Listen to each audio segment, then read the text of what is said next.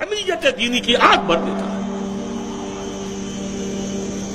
میرا رب اور اس کی بات پامال، میرا اللہ اور اس کے دین کی دھجیاں بکھیری جا رہی ہوں۔ حضرت ابو بکر نے کیا فرمایا تھا؟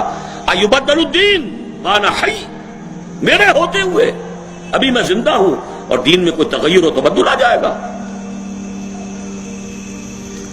اگر یہ نہیں ہے تو بے غیرتی، حمیت نام تھا جس کا گئی تیمور کے گھر سے، اور اس بے غیرتی اور بے حمیتی کا عالم جو یہ ہے، جو ہمارے دین میں مقام ہے، اس کو سن لیجئے۔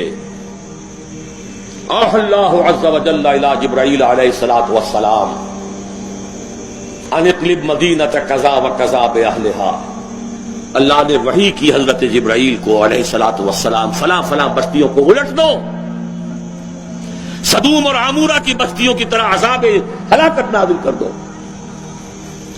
قال فقال، حضور فرماتے ہیں کہ حضرت جبرائیل نے عرض کیا، یا رب ان فیہا عبدک فلانا لم یعصک طرفۃ عین، اے اللہ میں اس بستی کو الٹ دوں، اس میں تیرا فلاں بندہ بھی ہے جس نے کبھی پلک جھپکنے جتنی دیر بھی معصیت میں بسر نہیں کی۔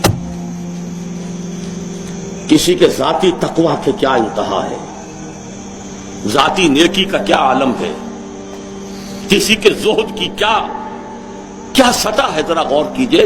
گواہی دینے والے جبرائیل ہیں، کوئی کرائے کے وکیل نہیں ہے اور کوئی پولیس کے ٹاؤٹ نہیں ہے۔ لم یعصک طرفۃ عین،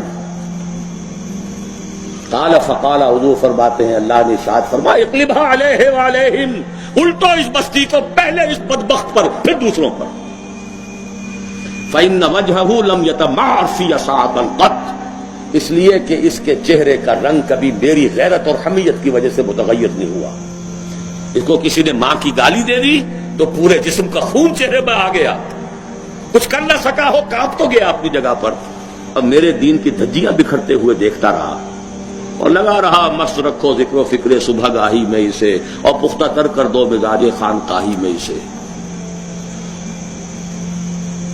انہی مسائل میں الجھاؤ۔ سورہ فاتحہ سے پہلے بسم اللہ بھی پڑھنی چاہیے، جہری طور پر کہ نہیں پڑھنی چاہیے۔ 1.5 گھنٹے کی تقریر سننے کے بعد اصل مسئلہ یہ اٹھا، بیڑا یوں ہی تو غرق نہیں ہو گیا ہے۔ جس نے کہا تھا کیا اسے معلوم نہیں اختلافی مسئلہ ہے؟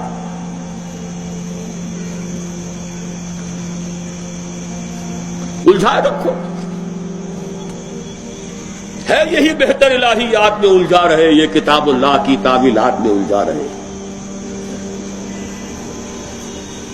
چوتھی چیز، اگر یہ ایمان باللہ حقیقی پیدا ہو جائے گا تو توکل صرف اللہ پر، اسباب پر نہیں، وسائل پر نہیں۔ تفویض الامر الی اللہ وافوض امری الی اللہ ان اللہ بصیر بالعباد، اور راضی برضائے رب، اے اللہ میں نے اپنی جان کھپا دی، ابھی تیری مشیت میں نہیں ہے کوئی نتیجہ نکلنا، میں راضی ہوں۔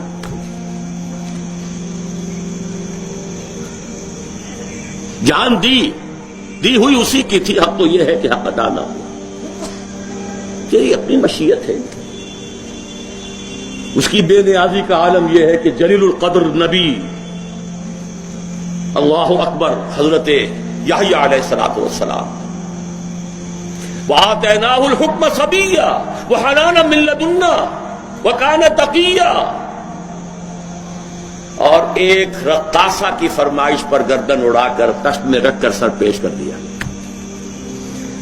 نہ آسمان پھٹا نہ زمین شق ہوئی۔ اس کی بے نیازی ہے۔ اب کون اپنا فرض ادا کرنا ہے، بس توکل اس پر، تفویض الامر اس کو، اور اس کی رضا پر رضا۔ ہم بھی تسلیم کی خون ڈالیں گے، بے نیازی تیری عادت ہی صحیح۔ 4 چیزیں ہوں گی تو یہ جہاد فی سبیل اللہ ہوگا۔ اور ابھی صرف ایمان باللہ کی بات ہوئی. اس کے بغیر کود جاؤ میدان میں، رام بھلی کرے گا. سیاسی جو ہے لوگ اپنے حوصلہ مندیوں کا نشانہ بناتے ہیں، ایکسپلائٹ کرتے ہیں نوجوانوں کو.